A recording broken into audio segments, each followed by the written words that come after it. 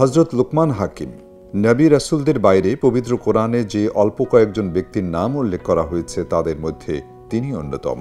তাঁর জ্ঞান ও প্রজ্ঞামূলক বাণীর জন্য তিনি আরব ইতিহাস তথা উপকথা এবং আরবি সাহিত্যে অত্যন্ত সমৃদ্ধ স্থান দখল করে আছেন। মহাগ্রন্থ আল কোরআনের সূরা লুকমানে উল্লেখিত ছেলেকে দেয়া তার 10 উপদেশ বিপুলভাবে সমাদৃত।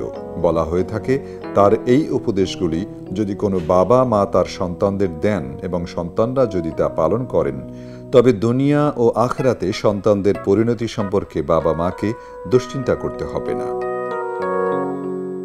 সম্মানিত দর্শক, আজ আমরা আপনাদের সামনে কোরআনে বর্ণিত হযরত লুকমান হাকিমের 10টি উপদেশ তুলে ধরছি। হে আমার প্রিয় পুত্র, আল্লাহর সাথে শরিক করো না। নিশ্চয়ই আল্লাহর সাথে শরিক করা মহা অপরাধ। আমি মানুষকে তার পিতামাতার সাথে সৎ ব্যবহারের জোর নির্দেশ দিয়েছি।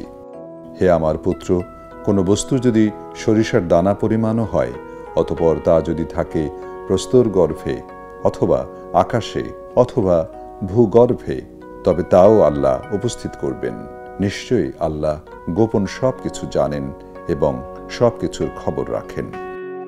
হে আমার পুত্র, নামাজ কায়েম করো, সৎ কাজের আদেশ দাও এবং অসৎ কাজের নিষেধ করো। বিপদ মুসিবত এলে সবর করো। অহংকারের বশে তুমি মানুষকে অবজ্ঞা করো না।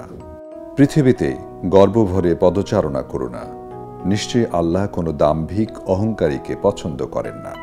পদচারণার সময় মধ্যবর্তিতা অবলম্বন করো এবং কণ্ঠস্বর নিচু করো।